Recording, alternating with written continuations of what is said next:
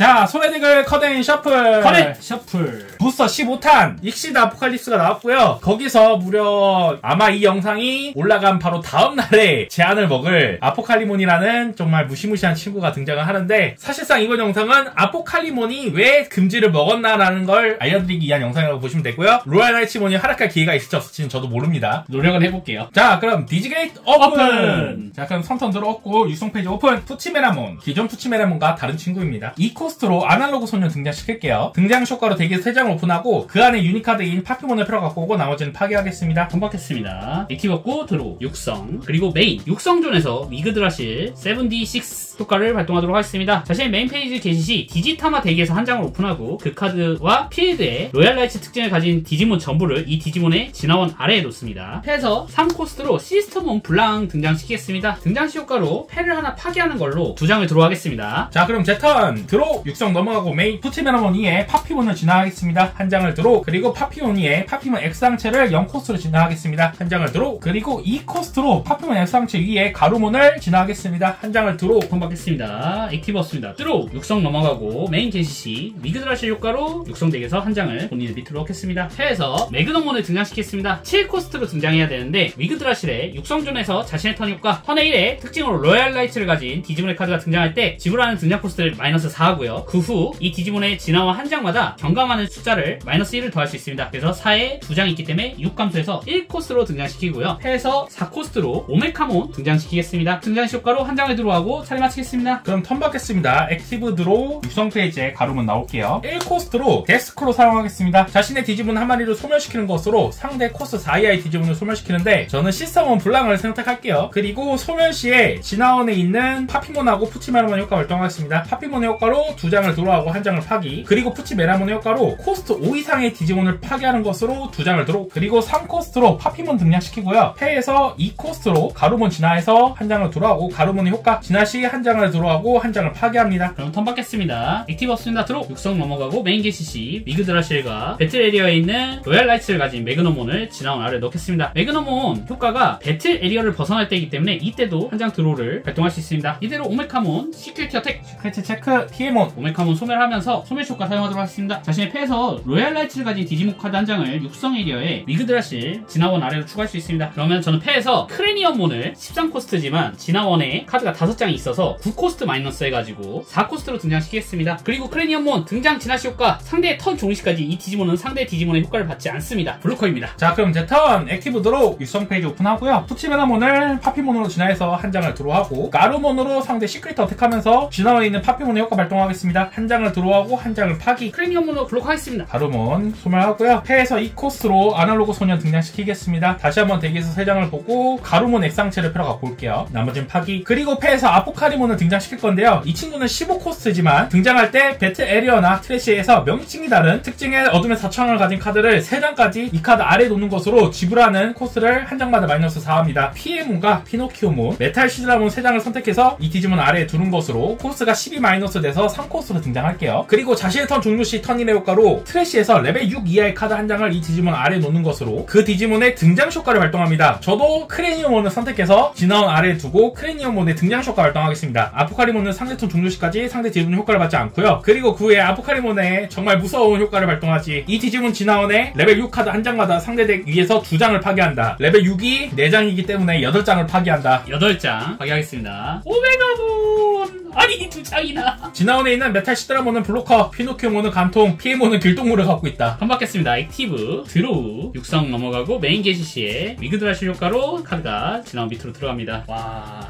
어떡하지 저거? 난 진짜 어떻게 해야 될지 모르겠어요 저거 지금.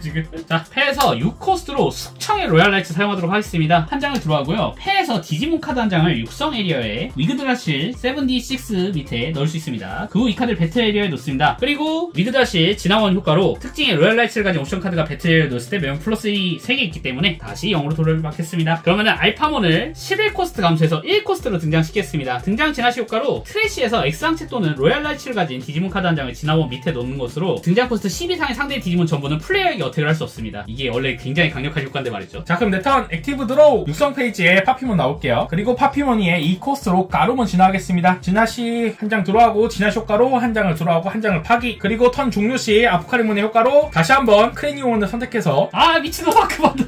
지나온 아래에 놓고 크레니온의 등장 효과를 발동해서 다시 한번 상대턴 종료시까지 디지몬의 효과를 받지 않고 이번에는 지나온이 5장이기 때문에 10장을 파괴한다.